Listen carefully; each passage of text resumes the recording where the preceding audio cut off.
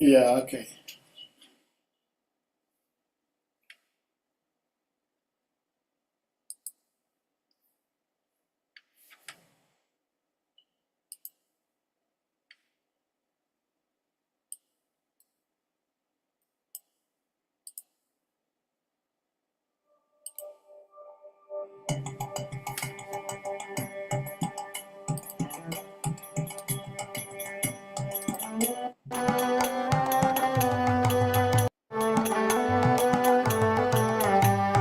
Nadia Gojumani Tananda Mahajan. Nadia Gojumani Tananda Mahajan. Hatia Chinam Hate Jibera Karan. Hatia Chinam Hate Jibera Karan.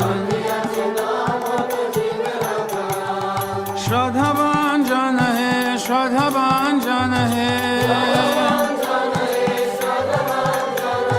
Shradhavan Jana Hai, Shradhavan Jana Hai. Prabhu Agai Bhai Magiye Bhikha. Prabhu Agai Bhai Magiye Bhikha. Bolo Krishna Bhajo Krishna Koro Krishna Shika.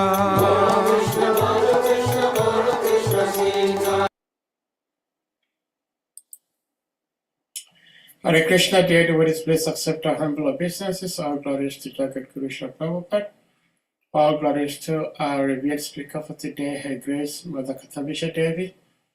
And all glories to the assembled Vaishnavi devotees. Devotees, we thank you all for being here as always. Today is Friday, the last day of the busy week. Today is 20th. We're just 5 days away from the biggest festival. That is the divine appearance of Lord Jesus Christ, Christmas Day. So all over the world, people are excited, and we, just like anybody else and everybody else, we're also looking forward to honoring Lord Jesus Christ on his appearance day, Christmas.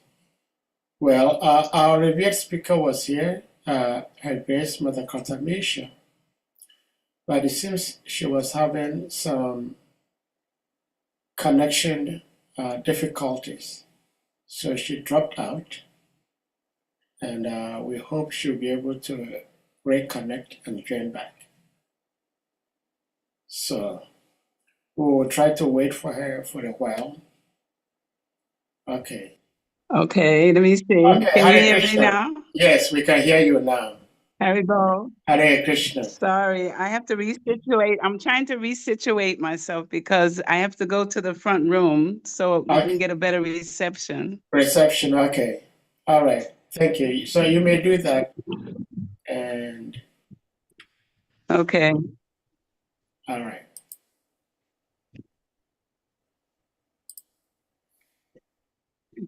So let's see here. When it's crowded in Vrindavan, it's hard to get a connection. Yeah. We learned that from other speakers from Vrindavan. Yeah. Oh, okay. All right, let's see if this will work. Yeah, I think so. Okay. Well, so Srila Prabhupada has already chanted Jayarada Madhava. Yes, I heard it. Yeah, we've done it in introduction. So we may put the verse on the screen and then you take it over from here, Mother. Hare Krishna. Okay, I have a, okay.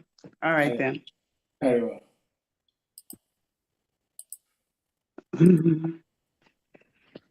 You ready? Yes, Mother. Okay. Narayanam Namaskritya, Narayam Chaiva Narottamam, Devam Saraswati Vyasan Tato Jai Udirayet. Om Namo Bhagavate Vasudevaya. Om Namo Bhagavate Vasudevaya.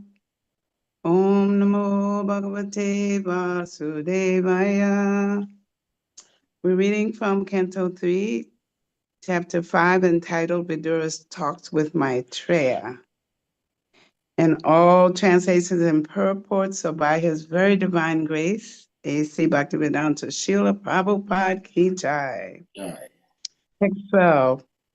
Muni Vivakshu Bhagavad Gunanam Sakapite Bharatam Aha Krishna Yasmin Nimam Gramya Sukhanuvadar Matir Grihita Tuare Katayam. And the word for word, Muni, the sage. Vivakshu, described. Bhagavat, of the personality of Godhead. Gunanam, transcendental qualities. Saka, friend. Api, also. Te, your.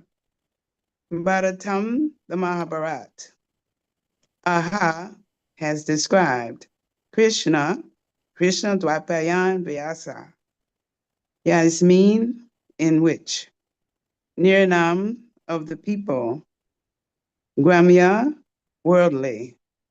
Sukha Anuvadai, pleasure derived from mundane topics. Mati, attention. Rita Anu, just to draw towards.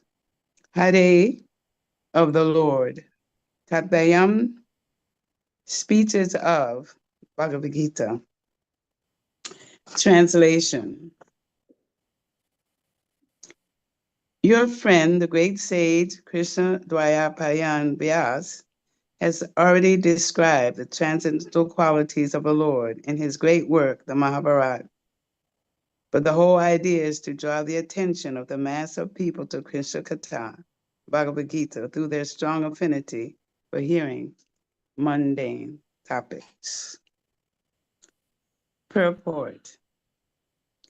The great sage, Krishna Dwapayan Vyas, is the author of all Vedic literature, of which his works, Vedanta Sutra, Srimad Bhagavatam, and Mahabharata are very popular readings. As stated in Bhagavatam, Canto 1, Chapter 4, verse 25, Srila Vyasadeva compiled the Mahabharata for the less intelligent class of men who take more interest in mundane topics than in the philosophy of life. The Vedanta Sutra was compiled for persons already above the mundane topics, who might already have tasted the bitterness of the so-called happiness of mundane affairs. The first aphorism of Vedanta Sutras is Atato Brahma Jigyasha. Only when one has finished the business of mundane inquiries in the marketplace of sense gratification can one make relevant inquiries regarding Brahman, the transcendence. Those persons who are busy with the mundane inquiries, which fill the newspapers and other such literatures, are classified as Sri Sutra Dvita Bandhus, or women, the labor class, and unworthy sons of the higher classes, Brahmana, Sattva, and Vaishya. Such less intelligent men cannot understand the purpose of Vedanta Sutra, although they may make a show of studying the sutras in a perverted way. The real purpose of Vedanta Sutra is explained by the author himself in the Srimad Bhagavatam, and anyone trying to understand Vedanta Sutra without reference to Srimad Bhagavatam is certainly misguided.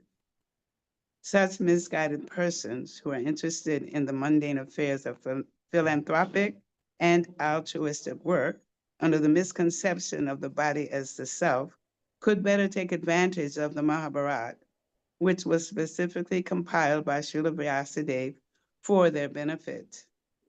great author has compiled the Mahabharata in such a way that the less intelligent class of men who are more interested in mundane topics may read the Mahabharata with great relish, and in the course of such mundane happiness can also take advantage of Bhagavad Gita, the preliminary study of Srimad Bhagavatam, or the Vedanta Sutra. Srila Vyasadeva had no interest in writing a history of mundane activities, other than to give less intelligent persons a chance for transcendental realization through Bhagavad Gita. Vidura's reference to the Mahabharata indicates that he had heard of the Mahabharata from Vyasadeva, his real father, while he was away from home and was touring the places of pilgrimage. Om Gyanai Tamaranda Shah, Gyanai Gyanai Talakaya, Takshamali Tamyena, Tasmai Shri Gurave Nama. Mukam Koti Vatalam Pangam Nagaya Tigirim Yakripatam Vande Shigurum Dita Taranam. So what I wanted to start with is to give some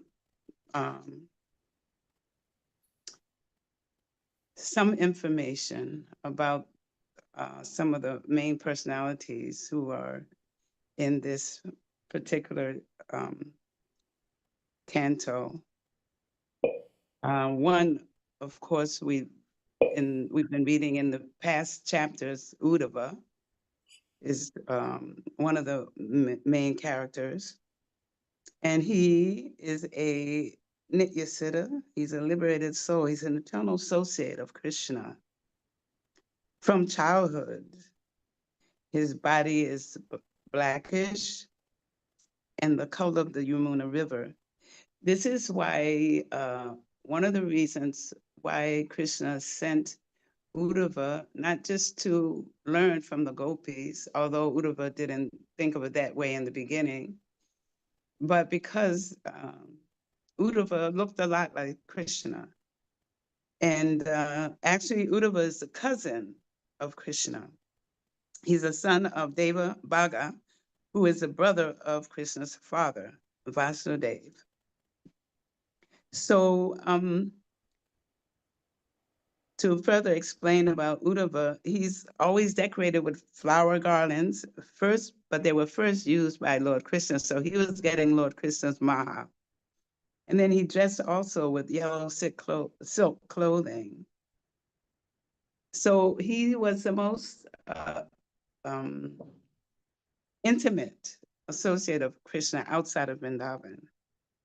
And he was the most exalted in the Vishnu dynasty, almost equal to Krishna. And also I found something really that was interesting is that Uddhava and Krishna shared a secret language because Uddhava spoke such a difficult language that only Krishna could understand him. So I like to actually, look up and understand who these personalities were. It's the same way I did when I was reading chapter 1 of the Bhagavad Gita.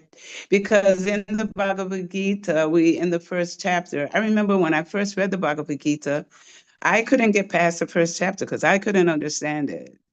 But since I've been able to give class here in Vrindavan, I did a lot of research on all the warriors.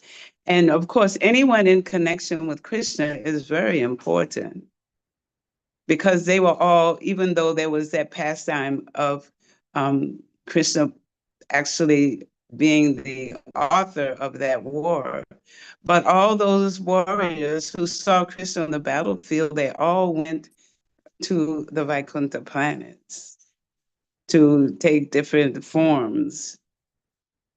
So, okay, so back to this description I'm giving of the characters. Of course, we know about Vidura. I'm sure most of us have read the Mahabharata and understand the whole intrigue that was going on and how Vidura helped the Pandavas whenever they were in difficulty, even though he had to couch his words in a way so that Dhritarashtra couldn't understand. But Vidura is actually an incarnation of Yamaraj. Yamaraj was cursed to become the son of a maidservant. So I'll just give a little brief discussion about Vidura. Satyavati, who was married to Santanu, and he left his body, and she was left with trying to arrange husbands for the wives of her sons. I think one was Vichavirya, and I forget the other one. So she had asked Bhishmadev to impregnate the daughters, but he said, I'm a sworn celibate, so I can't do that. So she remembered that Vyasadeva, who she had by a Muni called I forget, Parasara. And so she remembered that Vyasadeva asked if she ever needed him to call. So she did. So the first daughter-in-law, first Vyasadeva came, and he didn't want to do it because he had been, living in the forest, and he had been doing some austerities, and he didn't look very nice. But the mother wanted it done right then. Satyavati wanted it done right then. So the first daughter-in-law that he was trying to impregnate, when she saw him, she closed her eyes because he looked so intimidating. And therefore, Dhritarashtra was born, and he was born blind. So when Vyasadeva came out and told Satyavati what happened. So then the second one, Ambika,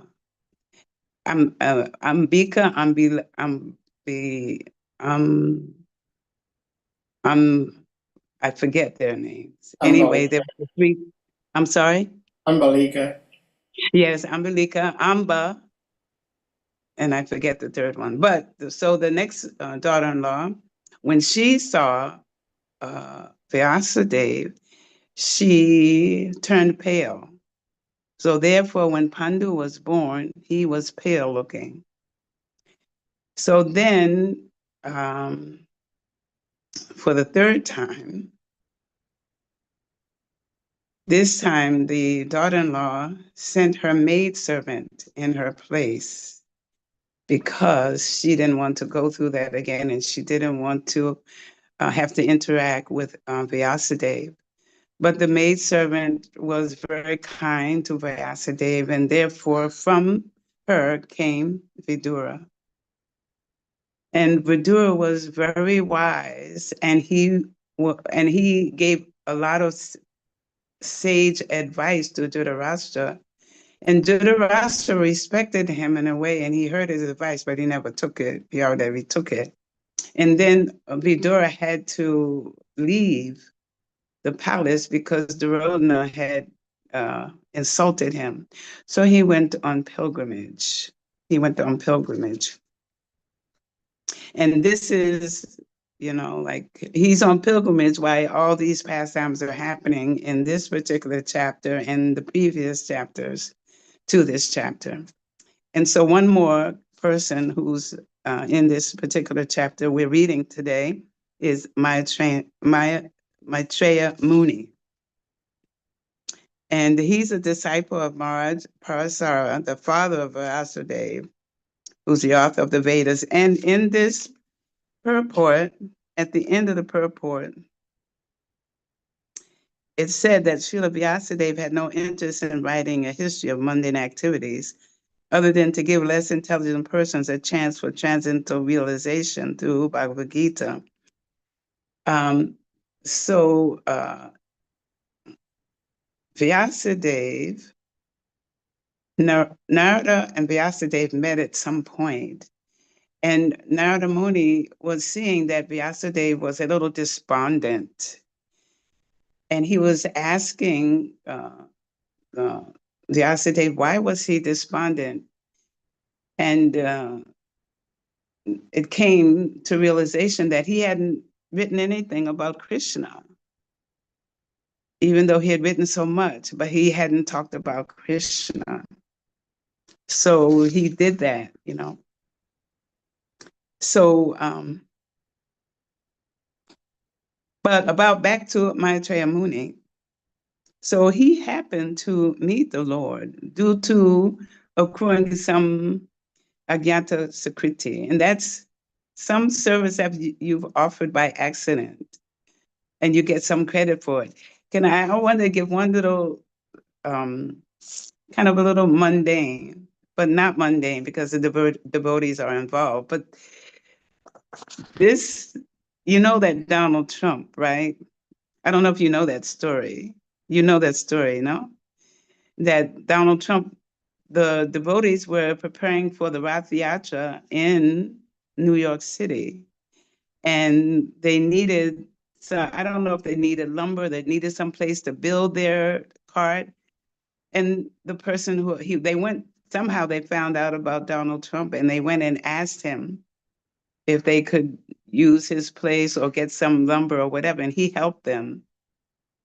So he contributed to helping them build that cart for Lord Jagannath. And you know, the Lord never forgets one little devotional service that you do. The Lord never forgets. So somehow Maitreya Muni had also gotten some Agyata Sukriti. And then at some point, you know, he got association with the Lord.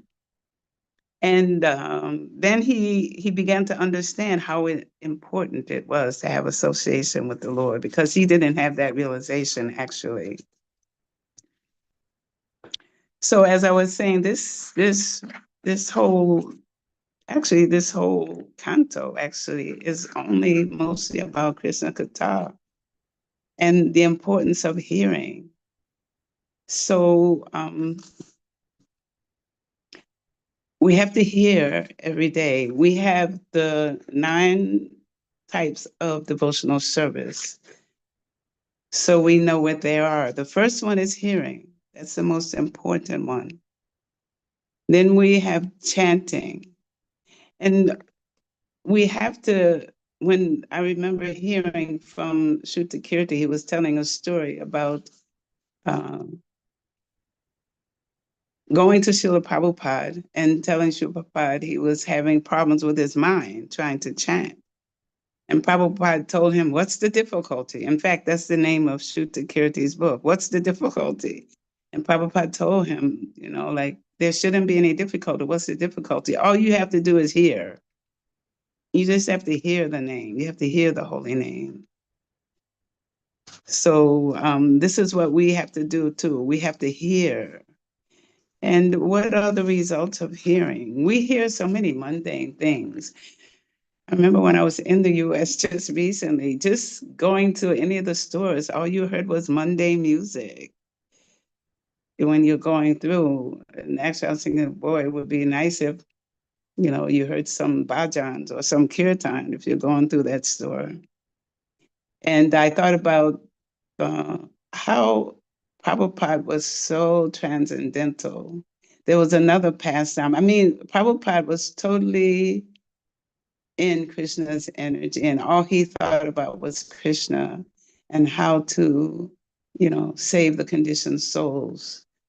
But there was, the devotees were distributing books in the Chicago airport, and you know, it's called O'Hare. It's called O'Hare Airport. And so Prabhupada told Tripamari Maharaj, who's a big book distributor, he told him, you should go to the management and tell them to change it to O Hare Krishna Airport. And at first, Tipperary thought that he was joking, but he realized Prabhupada was serious, that you should actually go to the management and tell them to change the name of the airport to O Hare Krishna Airport. They were just one word away, you know. Anyway, to get back to hearing. So we should really make it a priority to hear. So this whole chapter is about hearing. In the previous text, it talks about hearing.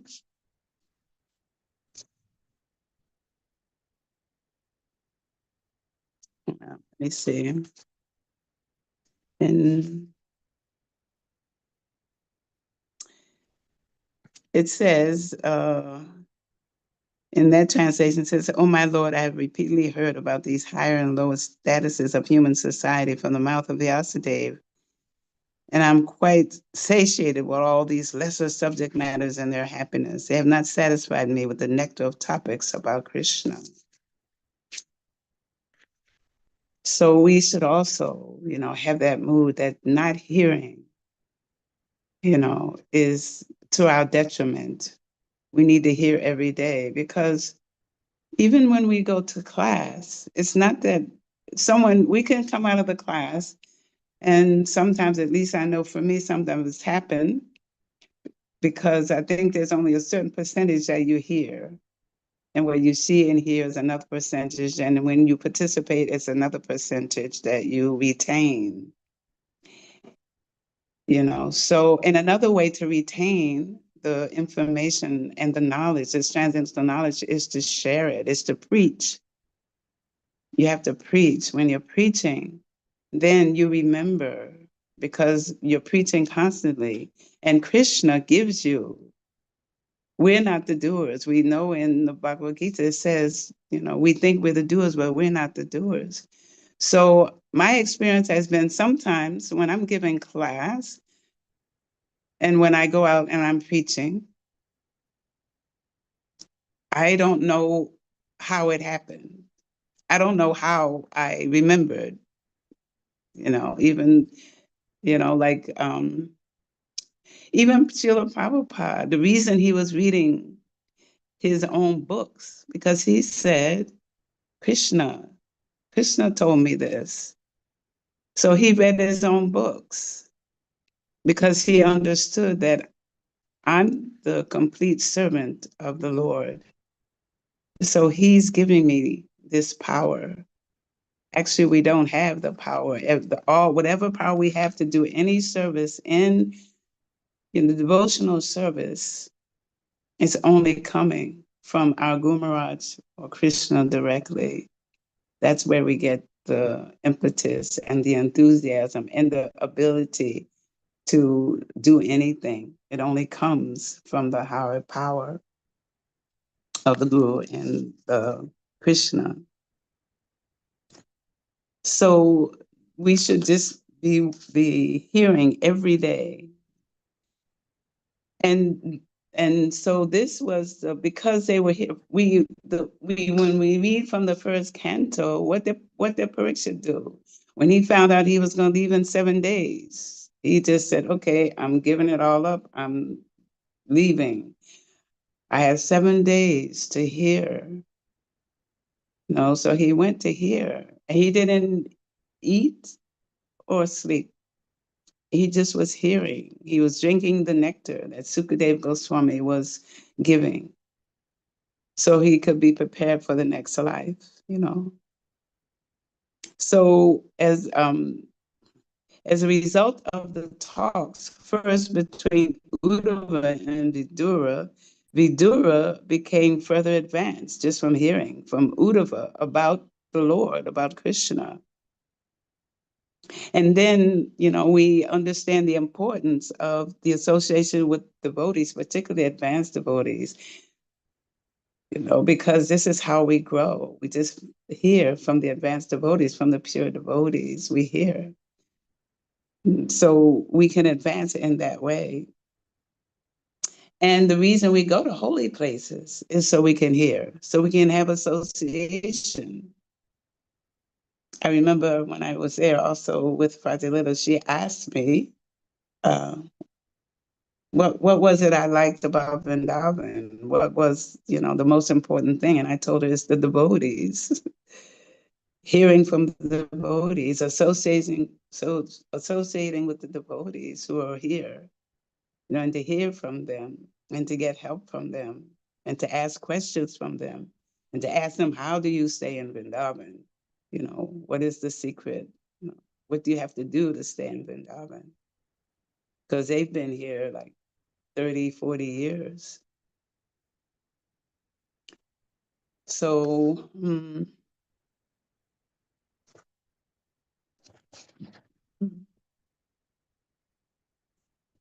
So I wanted to talk more about this hearing process. Let me find my.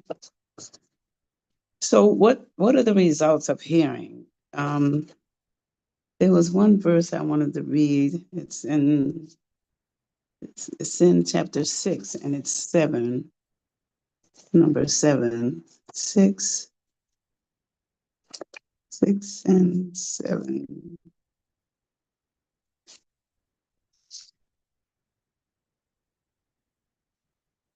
Nope. 3, 6, 7. Did I write the right one?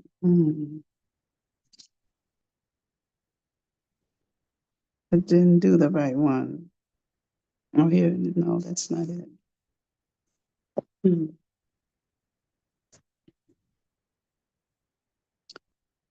3, 6, 7. Okay, that's not the one. But it's really important, so I want to find it. So just hold on a minute while I get it so I can read it.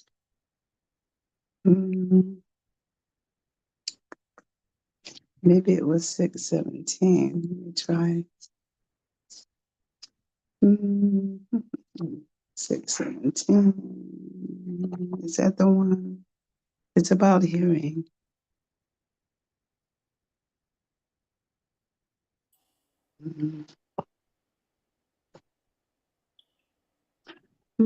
Oh, here it is. It says, when the ears of the gigantic form became manifest, all the controlling deities of the direction entered into them with the hearing principles by which all the living entities hear and take advantage of sound. And the purport says that the ear is the most important instrument in the body of the living entity. Sound is the most important medium for carrying the message of distant and unknown things.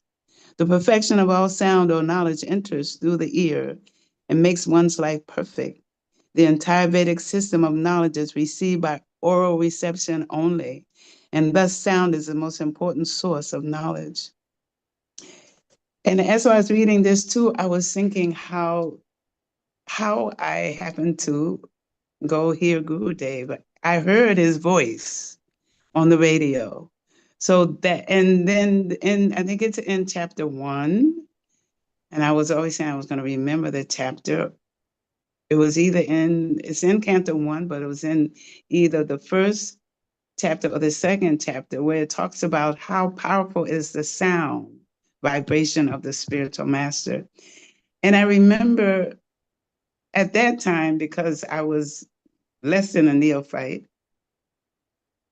I didn't realize the vibration that was hitting my heart when I was listening to his voice. But now I understand why I was feeling the way I was feeling, and I felt compelled to go and hear him speak, because this is the power of the voice that has on your heart. When you hear that calling, the spiritual master who's actually calling you. It's just like Srila Prabhupada said about his disciples, even though they were all young and hippies and doing whatever. But he said when they heard from him, when they heard the sound, they all came running, because it was the voice of their spiritual master. Even though we've been here millions and millions of times, you cannot take away the actual position that we are. We are eternal servants of the Lord. And even though we've been here so many lifetimes, that Constitution is still there. And we just have to be reconstituted and clean our hearts. So in cleaning our hearts is what hearing also can do. The chanting and hearing the sound can clean our hearts. And the beads, the seed that's been planted in our heart gets watered. That devotional seed in our heart gets watered. And we should make sure when it gets watered, we're not growing weeds, that we're actually growing and our love and devotion for the Supreme Lord, and that we get to the point where when we chant, that that chanting can reach the Lord's ear and his heart, so that we can, like, advance and go back to Godhead. Another benefit from hearing, it's not even a benefit, actually. It just makes sense if we're practicing. I said we have to preach, and also, hearing from the authorities. We can.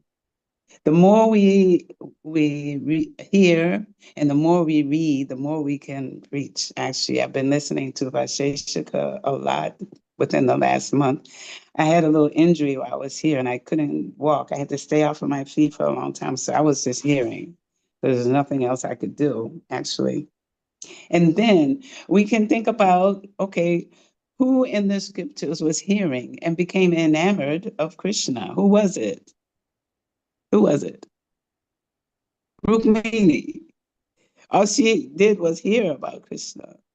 She never met him, but she heard about his qualities, and she was like, this is a person I want for my husband. I don't want anybody else. I hear about his qualities, and I want to be with him. I want to be his wife. But she only heard. She just heard about him. That's it, about his wonderful qualities. And then another benefit, so to speak, that we get from is that we become detached from the material world, from material sense gratification.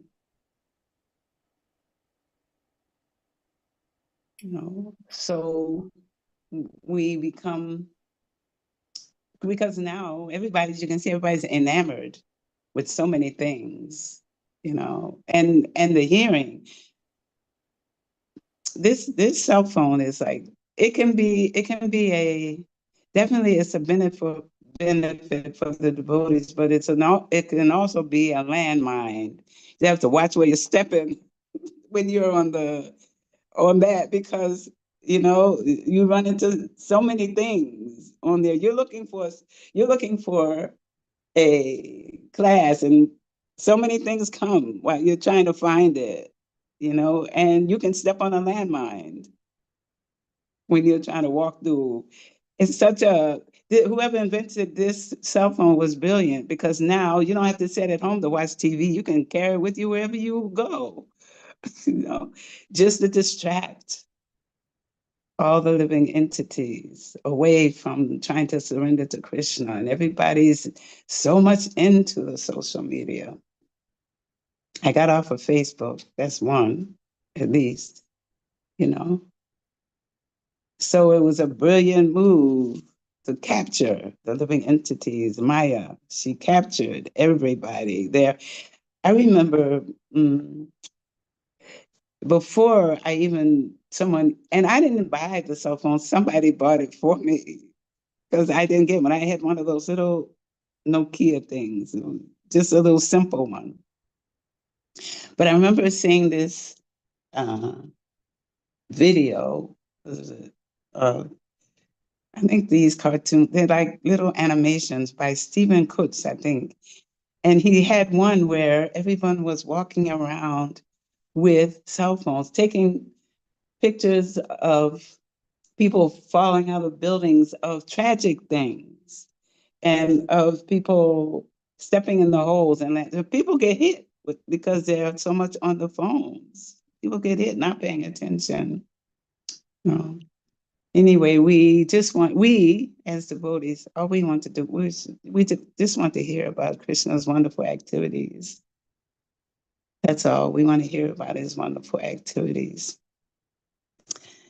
Let me see.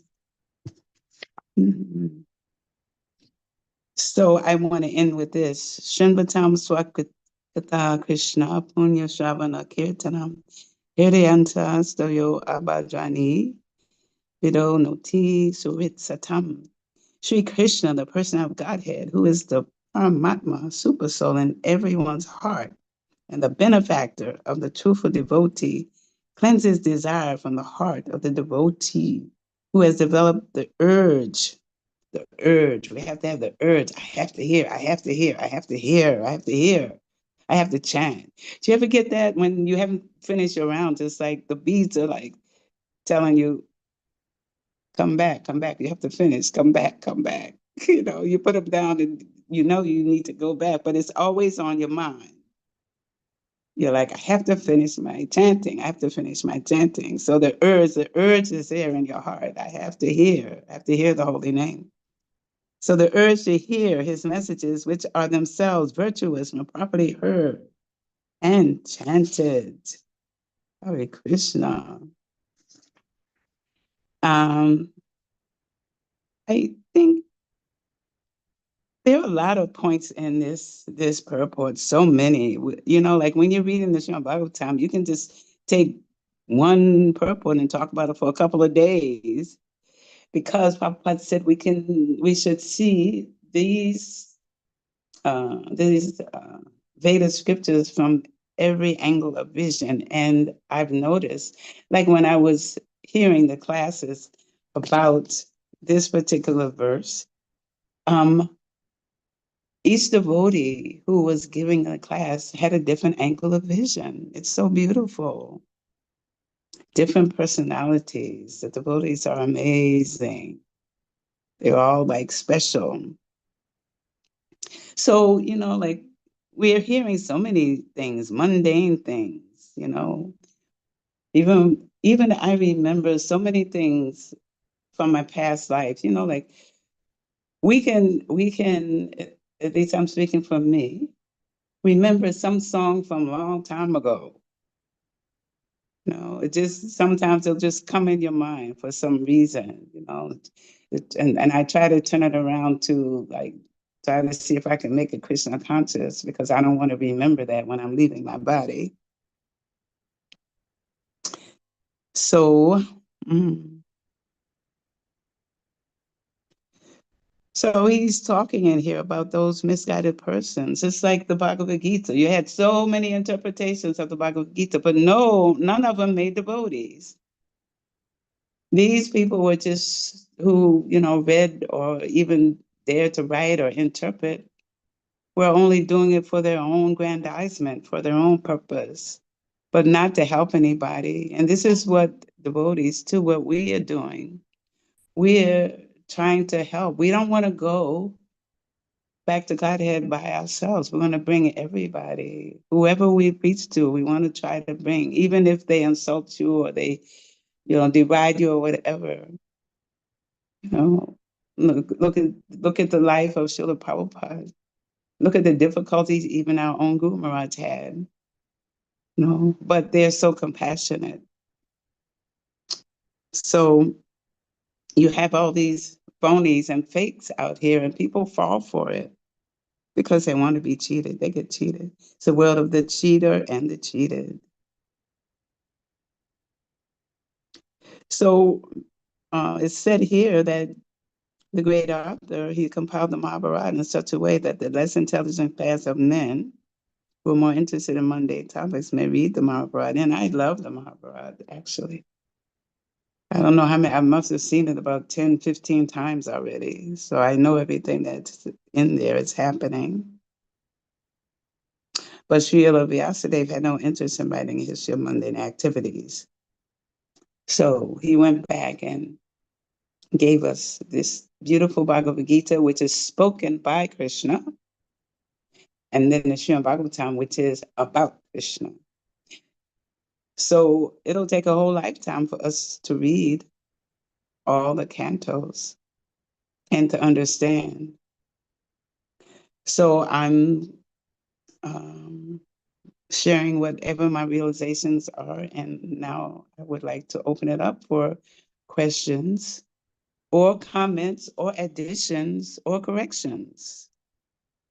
You're very welcome. Hare Krishna. Thank you so much, Mother KARTAMISA, for Hare sharing Krishna. wisdom with us. We truly appreciate.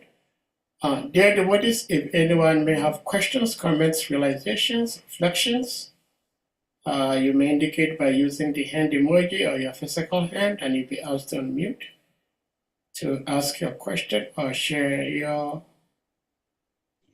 reflections. Yes, I'd like to hear that. Please let the questions pertain to the purport, to the reading today.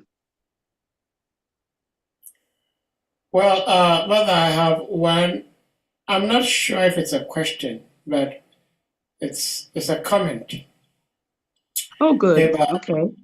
Agyata Sukriti.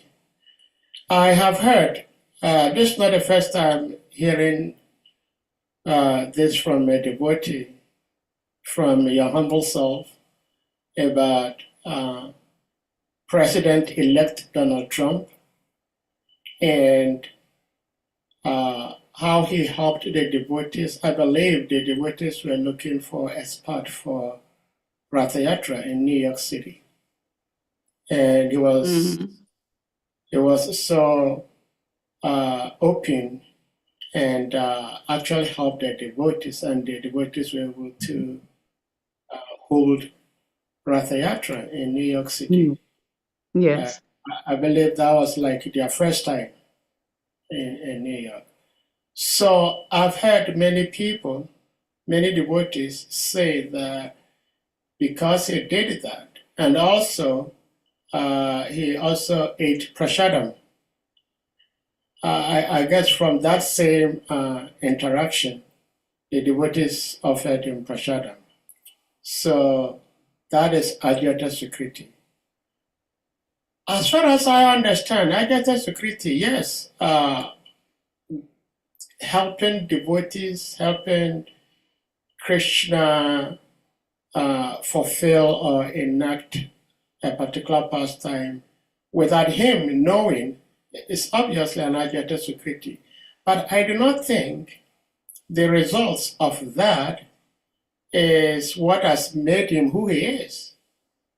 There are many people who probably haven't done any Agyata Sukriti to serve the Lord and his devotees, but they are also in the same position as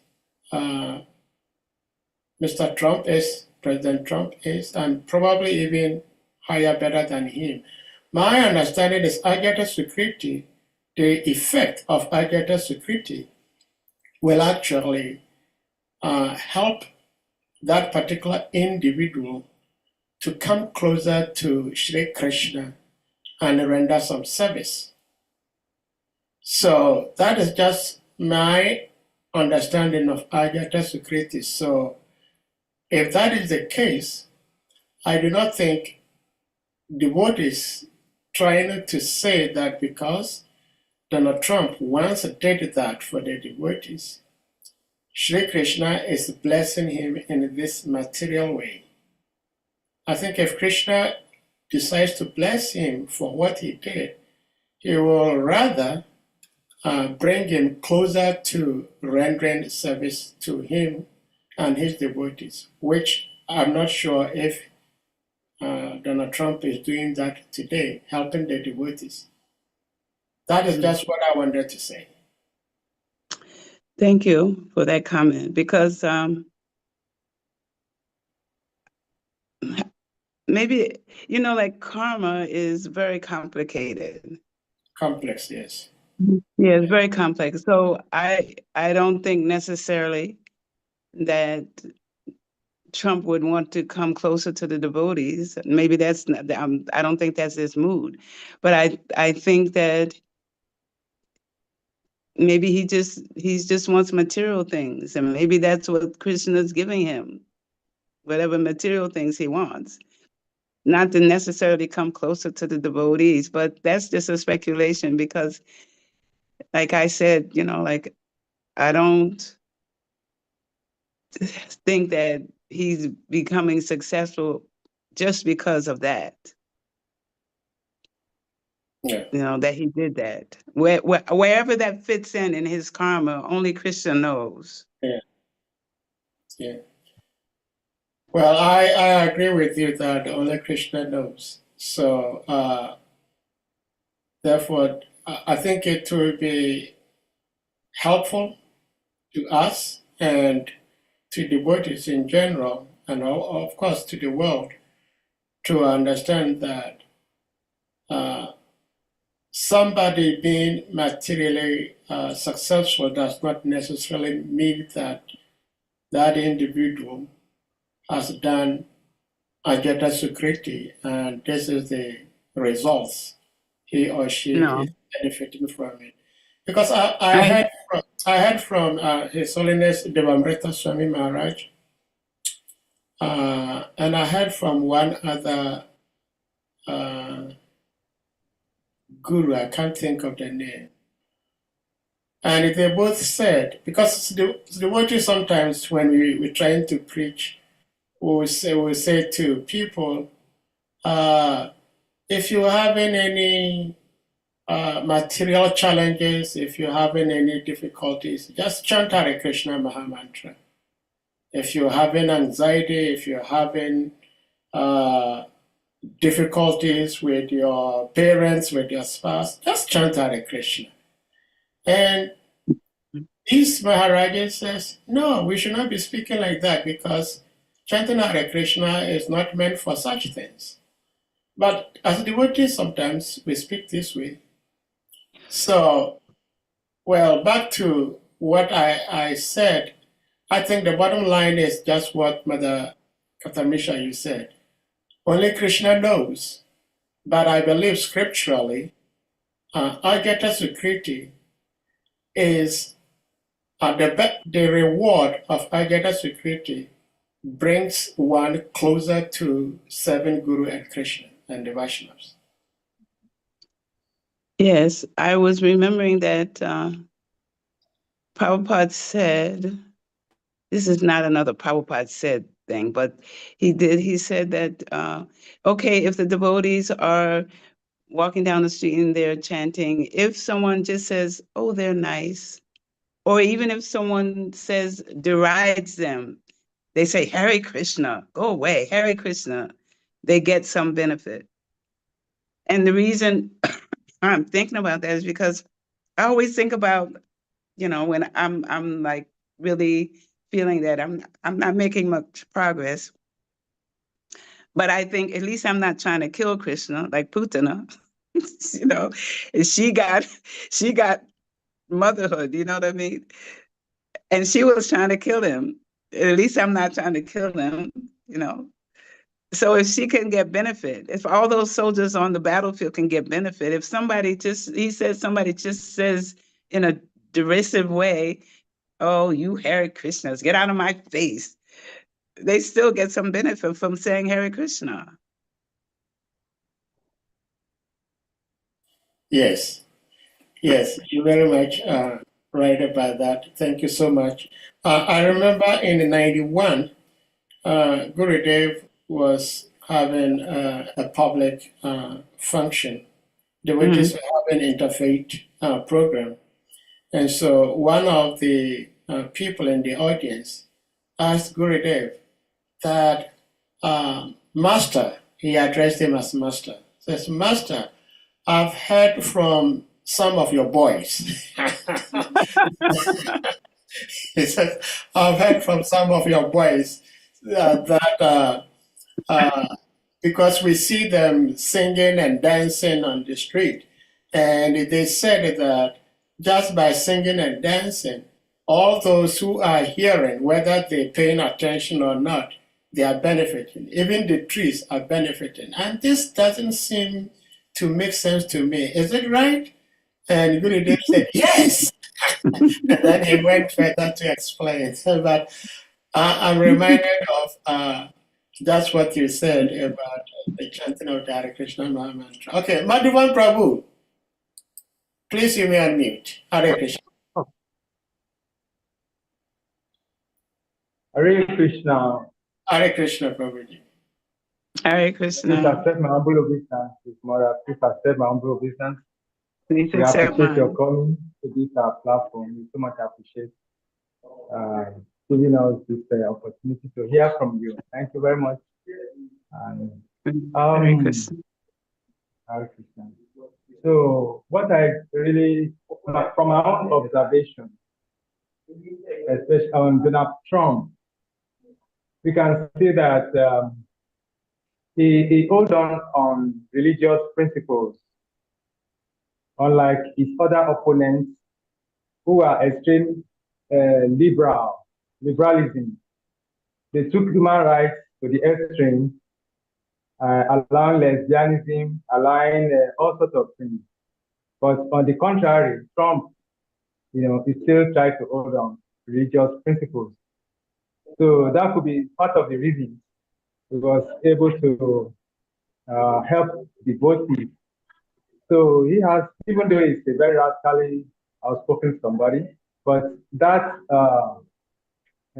religious principle, and I believe that's part of the reason he even won the election, because he redefined America as a Christian country, and then emphasized the principles of religion.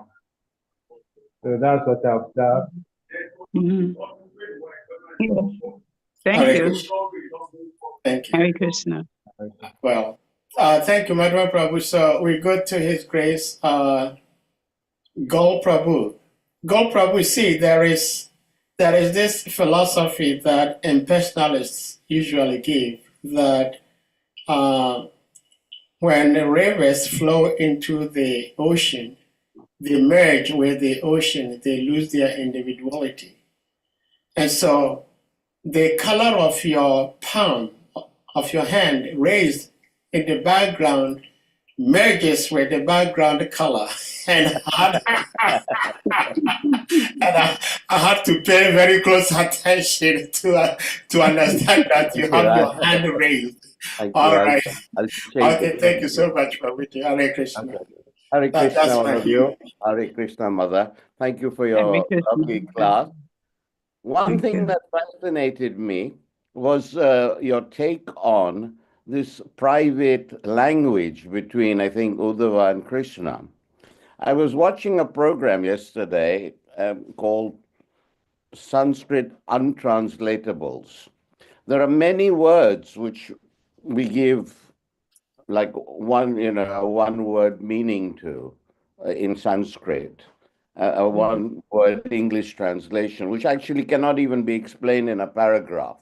So I'm fascinated to hear more about your take on this language, because obviously we simplify language and understanding by this, whereas I believe realization is beyond language even. I wonder if you can elaborate on that point, please, Mother. Thank you. Hare Krishna.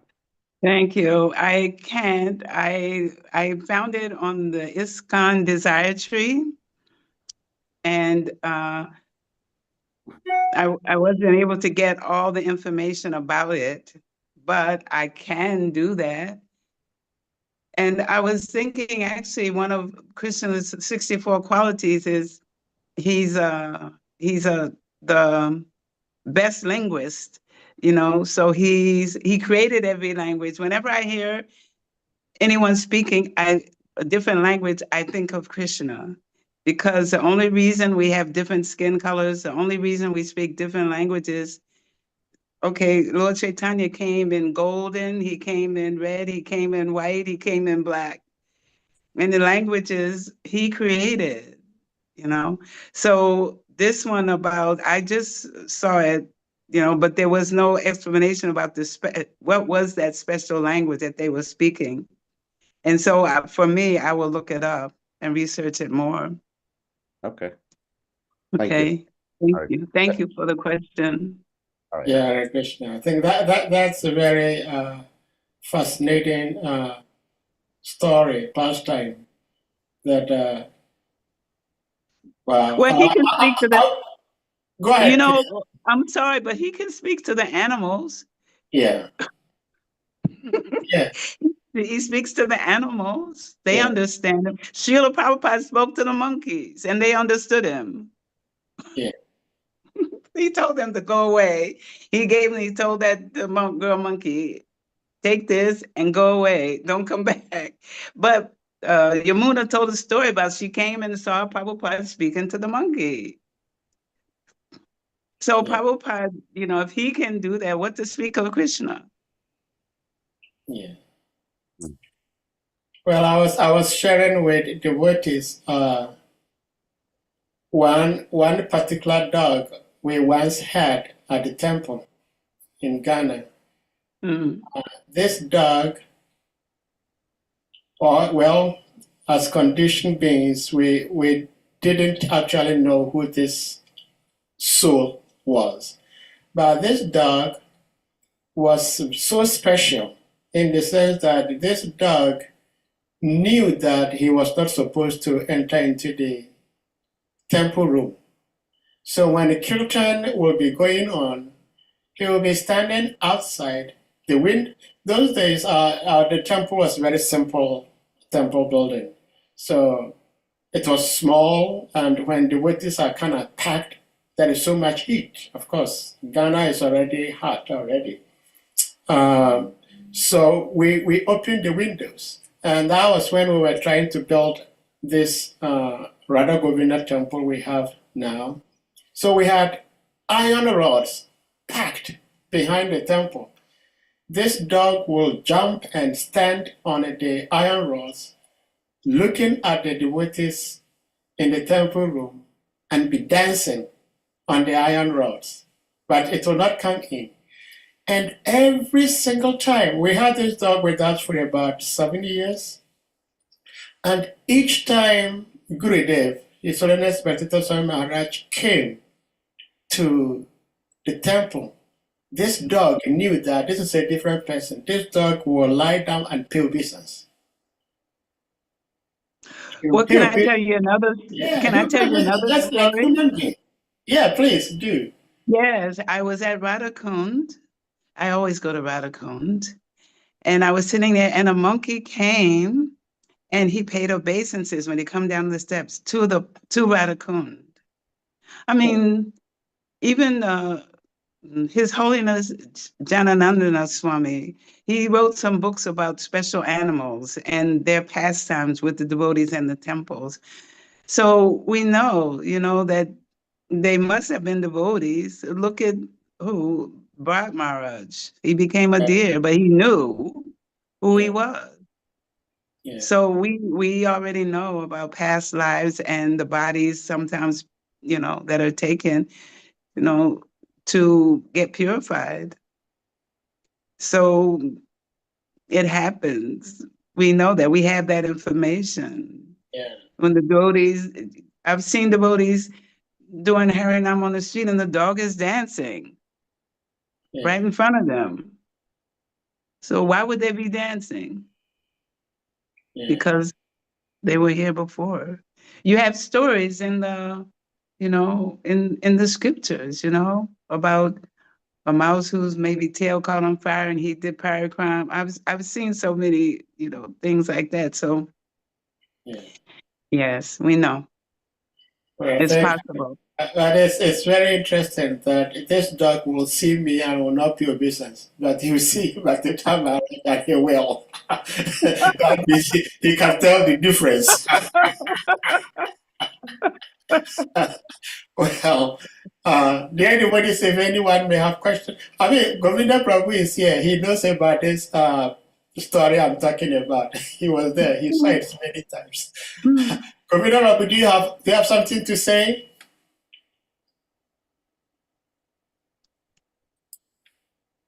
Hare Krishna, Mother, please accept my Hare respectful Krishna. obeisance. Die, Oh, please glory, so accept bless you mine. today. Oh, glory, so Die, glory Hari to you. Bolo. Oh, bless your service. Hare Krishna. Hare Krishna. Hare Krishna. Yes. I know these dogs are there, Prabhu. And there was also another dog that I brought it from Takrady, and his name was Gajendra. Yeah, I And remember this that too. Gajendra was such a wonderful dog. He like if a devotee is coming late, this dog. But if a foreigner or non-devotee is trying to come around the temple, the dog will bite. If a devotee coming, you know, like a stranger devotee who has never lived in the temple, and is coming to the temple at that dark of the night, this dog will not, will not do anything. Just welcome him. And I quite remember there was a very heavy kitten on Sunday, and that was Mahavishnu Maharaj. He gave class, and after the class, his normal kitten after class. So after everything, he walked outside and happened to step on the head of Gajendra. And the next, I think the same night or the next morning, Gajendra passed away. Oh. So yeah, so this dog, some of them, they are not ordinary. They are not ordinary. Yeah, mother, thank you. You explained so much. You give so many points. But one of the points that caught my attention when you were talking about the importance of hearing, and the hearing, you said it waters the bhakti seed. A lot of beads, yes. Yes, it waters the bhakti seed in our heart. And so the watering is supposed to help the seeds to grow. But we should also be careful so that we don't grow weeds. So I would like you to explain further about that. How can we grow weeds whilst we are hearing the transcendental glories of the Supreme Lord? Well, sometimes we're not hearing. Our minds are going all over the place. And the way also, not only in the aspect of chanting and hearing, but also in our relationships with the devotees. We can grow weeds, like we can offend, all the offenses. If we make so many offenses, if we don't respect the devotees, if we offend the devotees, we'll be growing weeds. Or, the chanting. I know I don't chant purely. I'm hoping I can chant purely one day, actually just hear the holy name. But we need to water it with focused, attentive chanting. And I just went to a couple of retreats, and we're all having difficulty trying to focus the mind on the chanting. We're all having difficulties. That's why the devotees, the pure devotees, are doing all these workshops so they can help us in our chanting. So I myself, I can't say I'm chanting purely. No. So I go and I get help so that I won't water the weeds. So I can actually, clean my heart without watering weeds or bringing weeds up. So we have to take help, and we have to be careful of how we interact with the devotees. So many, things that we have to be careful of. And even in our minds, we have to control our minds. We have to be in control of the mind. Because I just gave a class about a week ago about how, difficult it is. We know in the Bhagavad Gita, Arjuna is saying, trying to control the mind is like trying to control the wind. And I remember Gurudev used to say, do you remember this? Gurudev used to say, if our mind is, going all over the place, or if we're not happy with the devotee, then in our mind we can be throwing bricks at a devotee, but only in our mind. So there's so many things that we have to be self-reflective. We have to know, where are we in our progress? What do I need to improve? And the reason I'm saying that is because I know, being here in Vrindavan, you have to be really careful.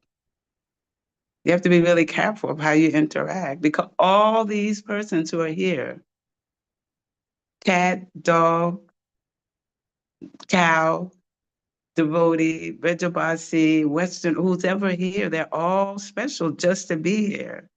And you can't be thinking, I don't like that person, or I don't, you know what I'm saying? That's also would be, bringing up the weeds. And when we're in association, we need to look at good. What is good about this person? What can I say that's good? What can I think that's good about this person? You know, even though I may not agree with we don't have to agree. And we can even respect them from a distance, but we can always wish them well and appreciate that they're also trying. They're trying. They're trying. I'm trying. They're trying. You know, we're just works in progress. All of us. We're practicing. We're not even devotees yet. We're practicing to be devotees, because if we get to the point where we go back to Godhead, we still have to go to a training ground before we even go to Goloka Vrindavan. There's a place where you go to be trained. So this is the basics. This is, I think Prabhupada said, this is just trying to be human. You know? So all those things we have to consider so we won't grow weeds, and like really be determined that I'm going to love the devotees. You know, I'm going to appreciate them.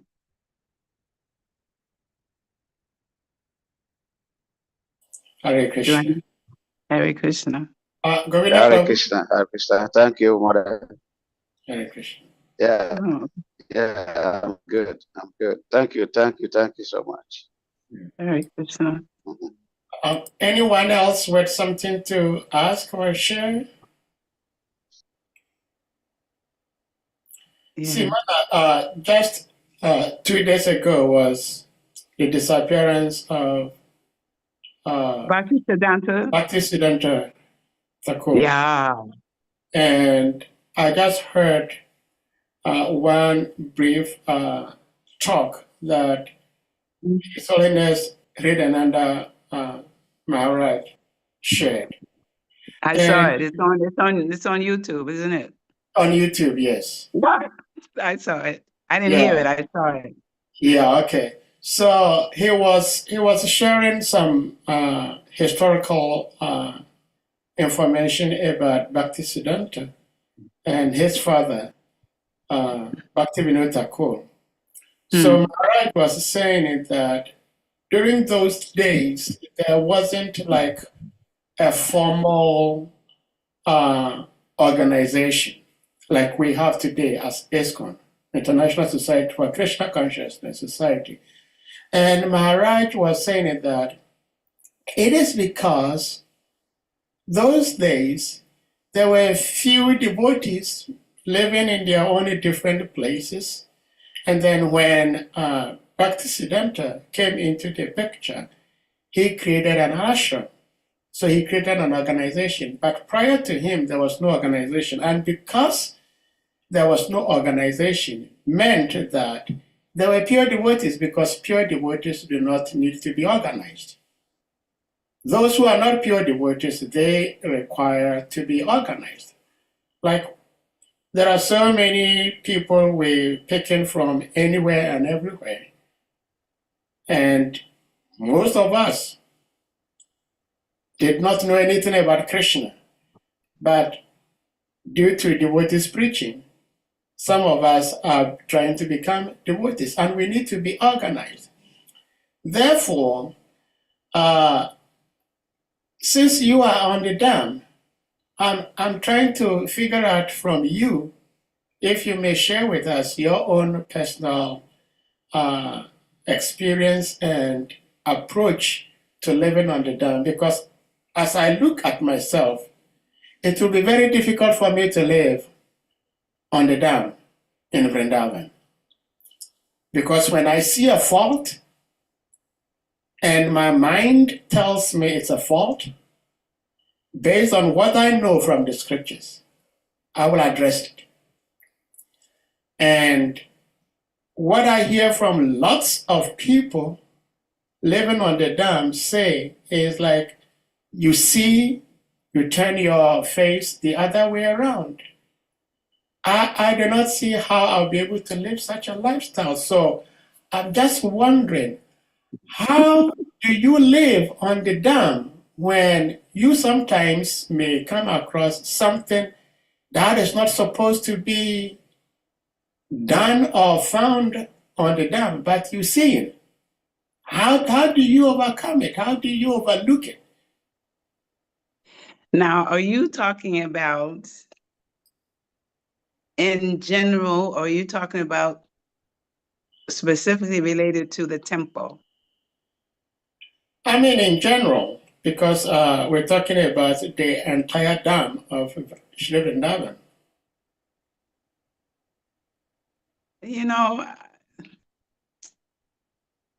how can I mean, who, like what, for instance, like what, like, okay, I can say, like, if I see something in the temple, they have a suggestion box. So I'll put, my little suggestion in there, or I'll email the temple president. Okay. And once I do that, I'm okay, But in terms of in general in the Dom, I'm not in control of the Dom. Krishna, Radharani and Krishna are in charge of the Dom, So I Well, I understand what you're saying, but see, I have heard from many devotees, and of course, it's in the scriptures also that whoever leaves his or her body on the dam attains a higher status in his or her next life, and therefore, there have been documented facts about few people who committed suicide on the different dams, because to them, if you left your body on the dam, you attain a higher status. But I think if someone deliberately commits suicide on a dam, hoping that his or her next life is going to be better than the present life, that is wrong. I'm not pointing to any particular dam or any particular individual, but there are these documented facts about some people going to different dams and leaving their bodies. You mean like Jagannath Puri, for instance? Like Jagannath Puri, like they'll throw themselves under the cartwheels. Yeah, so some people may do that, and I don't know if the Lord is happy with such person. But what can we do about that? I mean, the Lord knows what's happening. Not a blade of grass moves without the sanction of the Lord. So how can I make an opinion, that this happened here or that happened, whatever they did? Krishna knows that particular soul. So if I can't say where they went. I can't say what made them either do that. You know what I'm saying? I mean, Yeah. I know at Nagri before we got there, I know there was some suicides there. Yeah. For sure. But what can you do about that? That particular soul is the property of Krishna. Yeah. Well, I agree with you that we do not know what was behind why those people did what they did and where their next body or destination is going to be like. We have no clue, most of us. Yeah. But I'm trying to talk in principle. What should we as devotees in particular Can I? Yeah, please go ahead. Can Go I? ahead. Yes. Okay. Okay. Not maybe about a month or so ago, I know, we have a devotee care center here. So I know that there was one devotee who was always sending out texts. The portion of the text that says update, the updates at the bottom of WhatsApp, well, wherever and so I saw something that he put in there that disturbed me. it seemed like he was depressed. And what I saw kind of shocked me. So I went to, I talked with a person I know who works in the devotee care. And I said, you know, and he knows the person. I said, you know, this person put this on his WhatsApp. And I said, y'all need to check with him to see, you know, where is his mind at? So, but then the devotee told me, well, he always does that. So I told him, I said, you want to wait until he actually does something before you go and check him out? I said, it doesn't matter that he always puts something like that on it. I said, what you need to do is to find out what he needs and not wait until he actually does something.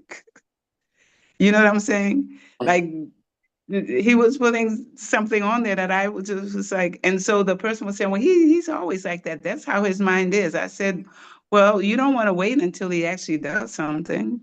Yeah. And so you want to go and see if you can help. Now, when those type of things come up, I do step in. I push, you know, but this was one instance where I pushed. And so the devotee from the devotee care office went to see him, helped him out and helped him, you know, like that. Because that's what Gurudev would have wanted. Yeah. But if it comes to me, I will do what I can, not just let it go. Because I knew that the devotee that was putting the messages on it, and I was like, no, this is not good that he has this kind of perspective. It was like morbid, you know, Yeah. morbid. Yeah. Yeah, I was like, no, Mm. you know. So if something comes like that to us, then no, we need to do something. Yeah. Well, thank you for sharing that. And Okay, also, so now it's getting time for what? yes, Mango Archie? okay, 1 minute, please. uh, Talking about suicide encounter even before Gurudev moved to Gidanagri. See, this is probably, I should say, probably a problem I have, and that is, I'm not going to mention them, but one doctor committed suicide. I know about it. Okay, so this doctor commits suicide, and devotees we're trying, we're looking at the positive side of the devotee. So I'm very grateful that the devotees could speak about the positive aspect of the deceased. But I was expecting to hear from the authorities at the time who assembled and were speaking about this deceased devotee, that they would say something about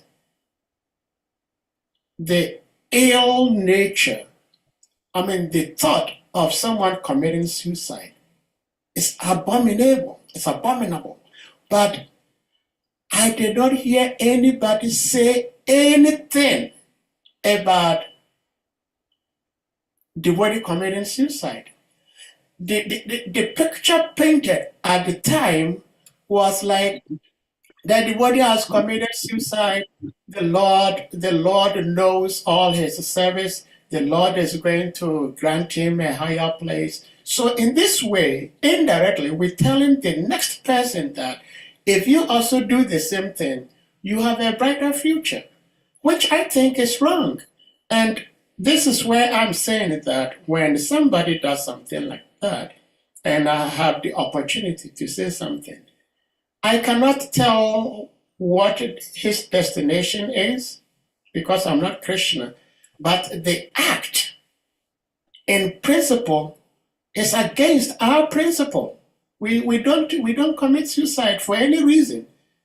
So this is what I just want to bring across, that we do not know what the future holds for the individual, but the act itself is not what our founder Acharya established or encouraged for us to do. So therefore, if somebody does it, we should say something about it that is not good. Don't do it.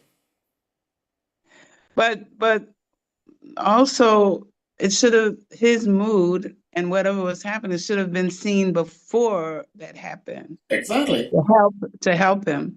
But Yes. I'm not, I'm not there, but that mood needs to be there, that you need to help. There needs to be help for someone, and you see the behavior already, you know that something is wrong with this person. So it's the same. I just had a conversation with one counselor from North Carolina who's also in working with child protection, dealing with the abuse of the children.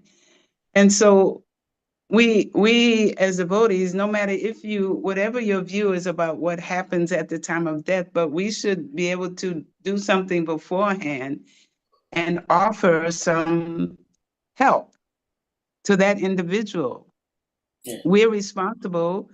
That individual comes to the Holy Dharm, then we're responsible. Yeah.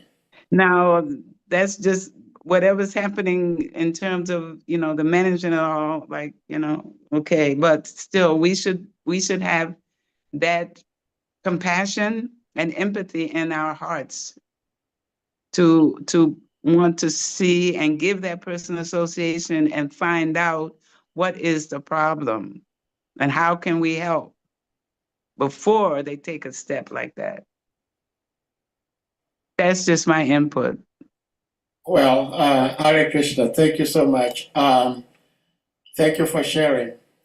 Dear devotees, does anyone have something to say before Mother takes leave of us to take rest to attend Mangarati?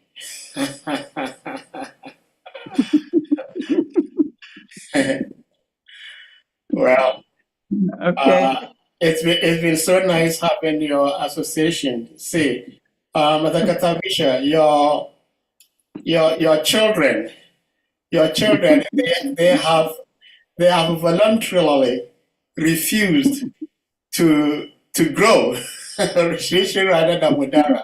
So they are here. They're still crying for your breast milk. So sometime you have to stop by to give them your breast milk. Hare Krishna. Hare Krishna Prabhu, thank you so much. And Hare Krishna. I think Govinda Prabhu wants to say something. Govinda Yeah. Prabhu, you are muted, actually. no, still muted. Yeah, your Still mic. muted. Yes. That's why your audio is not coming out clearly, because maybe you have to check, you have to click on the mic again. Is that Govinda? Yeah, I think that's Govinda.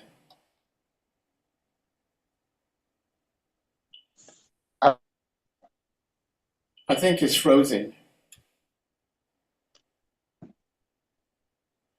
Hey, Mother Chitraleka, Hare Krishna.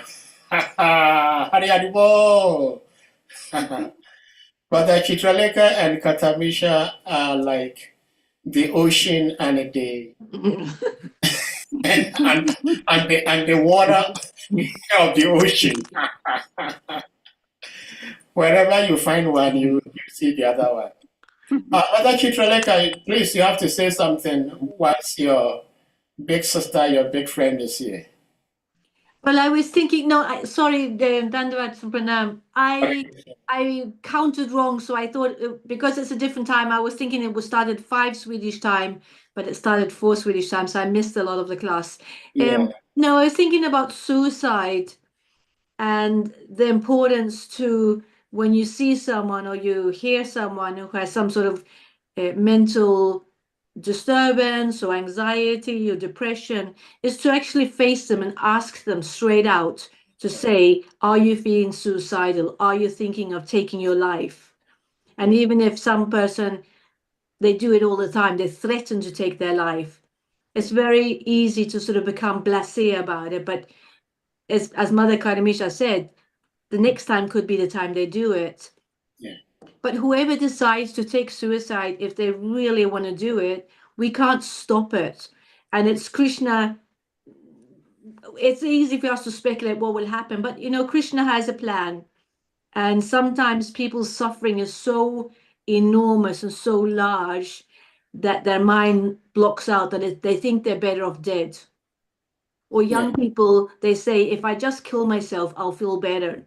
That's a sort of a thought there for young people. Yeah. So I think there's so many people suffering in the world, and it is, and the devotees too. It's so important that we reach out on a regular basis and check in on devotees and check in on, the ones that are new or the ones that are old, maybe the ones who don't belong to our near friendship group, the ones outside our friends group, just to actually be available. To listen, because often what people want is just to listen, to know one person cares for me. Yeah. So it's fantastic to be here. I'm super happy. Thank you, Sadashiva. Thank you. Thank you so much, Madam Chitralekha. Thank you so much. And thank you for sharing.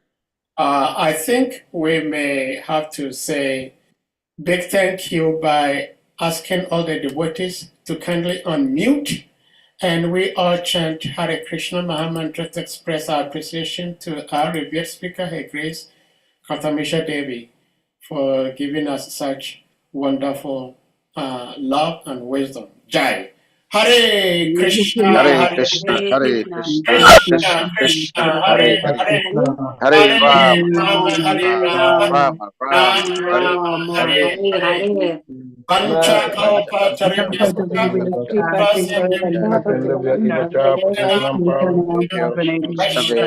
Namo Namaha. Ananta Koti Vaishnava Ki Jai. God bless you. Jai, Jai, Jai, Jai. Hare Krishna. Hare Krishna. Grace KARTAMISA Prabhu ki. Jai. Jai. Hare Krishna. Oops.